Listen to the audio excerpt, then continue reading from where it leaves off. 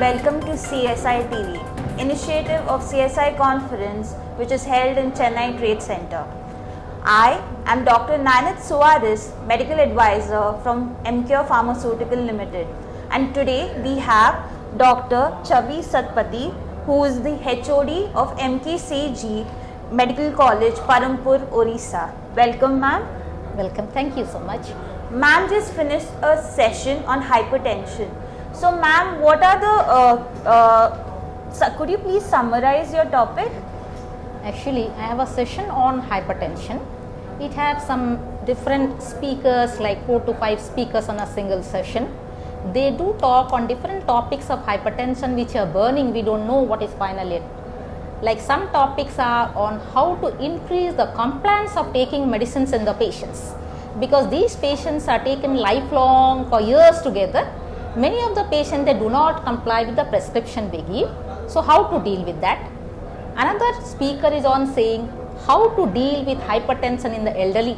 Many have a belief that those who are old and elderly beyond 65 or 80, maybe we may not control strictly the blood pressure in them. So what is the current conception?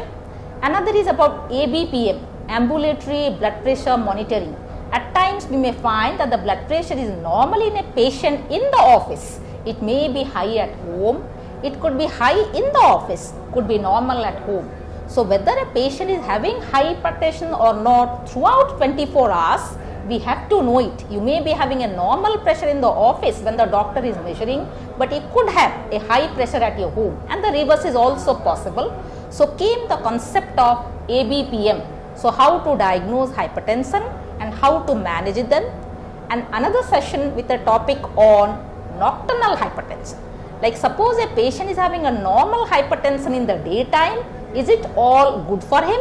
No, you have to see whether this patient has normal pressure at night time also, because we require a dipping of some 10 to 20% at night when we are sleeping. If there is no dipping of blood pressure at night, or there is a less of dipping, or there is a rising, this also carries a high risk for these patients. So all of us should also know about these things. Okay, ma'am.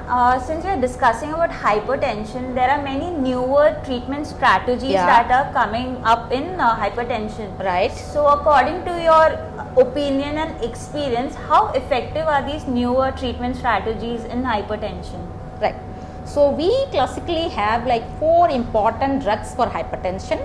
As we all know, one is like calcium channel blocker, one is your RAS inhibitor, one is diuretics, and the last is beta blocker. So whenever we are advising a patient to take antihypertensive drugs, the first 3 we must consider: RAS inhibitor, calcium blocker, and diuretics.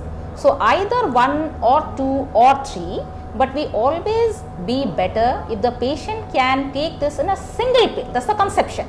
If you take 3 drugs at 3 different times, the compliance will be too low, and the patient will definitely miss. He will not be interested for taking years together 3 medicines every day. So if we can combine these medicines, either 2 or 3 in a single pill, then the compliance will be definitely better. But the 4th drug, that is beta blocker, is always at the last, provided the patient has some compelling indication, like he's having some myocardial infarction, he's having some congestive heart failure, he's having some form of tachyarrhythmia, he's having some form of ischemia, then beta blocker is usually advised. So this initial 3 drugs, calcium blockers, RAS inhibitors, and diuretics, are initially preferred, and most likely in a single pill came the conception of SPC. Right. So thank you, ma'am. That was really informative, as you spoke about the different aspects that are important in hypertension and also the treatment strategies in hypertension. So thank you, ma'am, for giving us your valuable time for this interview. May you have a good day too. Thank you. Thank you all of you.